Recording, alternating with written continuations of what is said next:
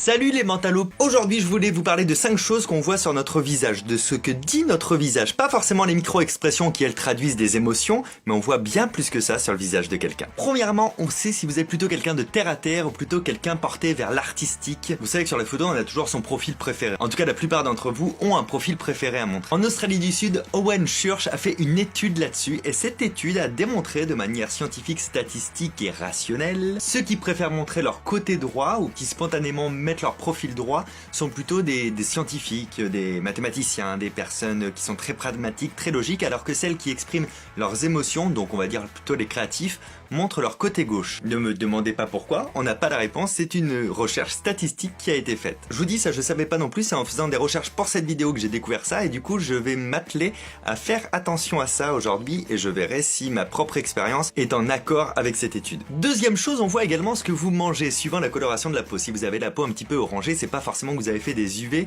c'est aussi parce que vous mangez correctement et que vous avez beaucoup de carotène en vous. La carotène, c'est une particule qu'on retrouve dans la carotte et qui donne cette jolie couleur au visage.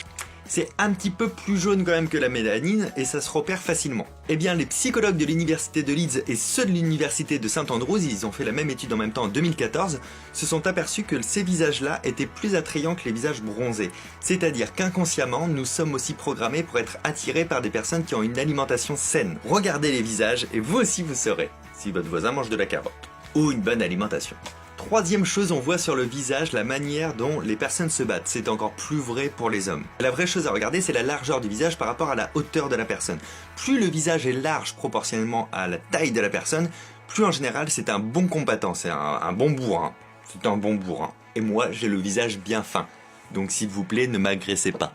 Donc je disais, quatrièmement, une des choses qu'on peut voir sur le visage et qui est aussi intéressante à prendre en compte, c'est la personne face à la douleur. Sur des douleurs très rapides, fulgurantes, ou sur des douleurs un petit peu plus longues, qu'elles soient physiques ou émotionnelles, il se passe beaucoup de choses dans cette région-là. En fait, ce qui se passe, c'est que quand on a mal, on commence à froncer comme ça, mais c'est plus léger que ce que je suis en train de faire, c'est dur à maîtriser. Mais quand quelqu'un de votre entourage, par exemple, dit qu'il a mal et qu'il a besoin d'aide, etc., vous pouvez regarder dans cette région pour voir l'intensité de la douleur. C'est très dur de jauger comme ça par la parole l'intensité de la douleur de quelqu'un. Vous pouvez le faire en regardant sur son visage des signes et des traces de la douleur plutôt que d'essayer de jauger par la voix. Et même si au départ vous n'avez pas de point de départ, quand la personne vous dit qu'elle a mal, vous pourrez regarder son visage et essayer de voir toutes les crispations de cette zone ici, au-dessus des yeux, et de le prendre comme point de référence pour voir si 10 minutes après, la personne a plus ou moins mal, si elle fronce de plus en plus ou de moins en moins. Et enfin, cinquièmement, et c'est une étude que je viens de découvrir assez récemment et qui est très intéressante, elle est liée non pas aux micro-expressions, mais on est un petit peu sur le même travail, on peut découvrir